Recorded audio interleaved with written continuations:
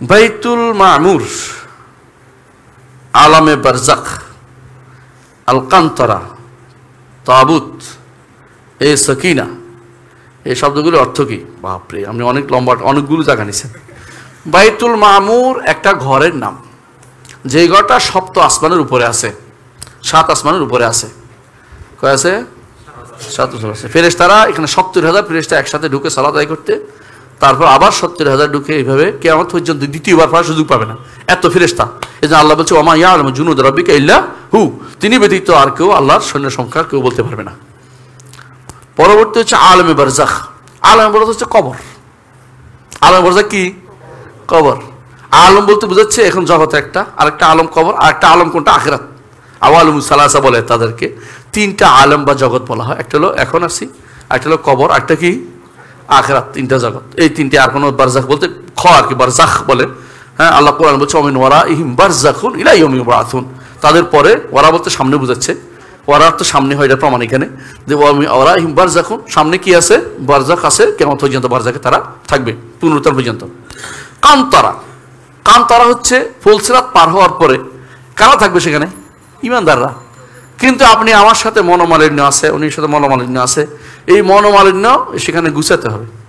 কারণ মনোমালিন্য নিয়ে জান্নাতে যাওয়া যাবে না, জান্নাতে গেলে একদম পরিচ্ছন্ন হৃদয় নিয়ে যেতে হবে। এই জন্য মনোমালিন্য তাড়ানোর জন্য আল্লাহ ব্যবস্থা করেছে। সেটা কি? এই পরিচ্ছন্ন অবস্থা তৈরি করার জন্য কান্তরা বলেছে।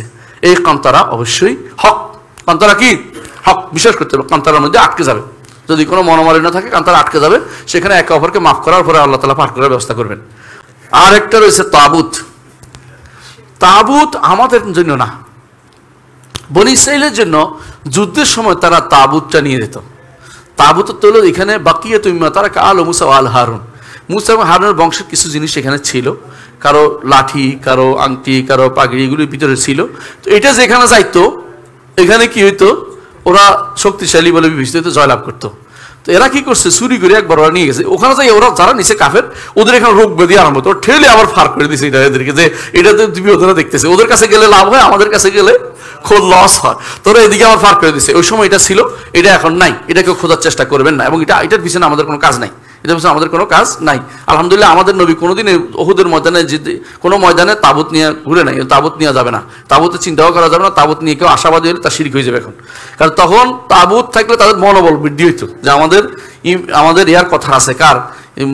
মুসা আলাইহিস সালামের ইয়া আছে, শক্তি বেশি। মানুষ সাধারণত যদি মনে আপনাকে দেখে পিছনে, তো বলেন যে আমি একা না, পিছনে কিন্তু হুজুর আছে, আমি চলি, তাই না? তো এরকম এটা মনে হইতো। কিন্তু আমাদের কাছে এই তাবুতের কোনো মূল্য নাই। বুঝে আসছে? আলহামদুলিল্লাহ।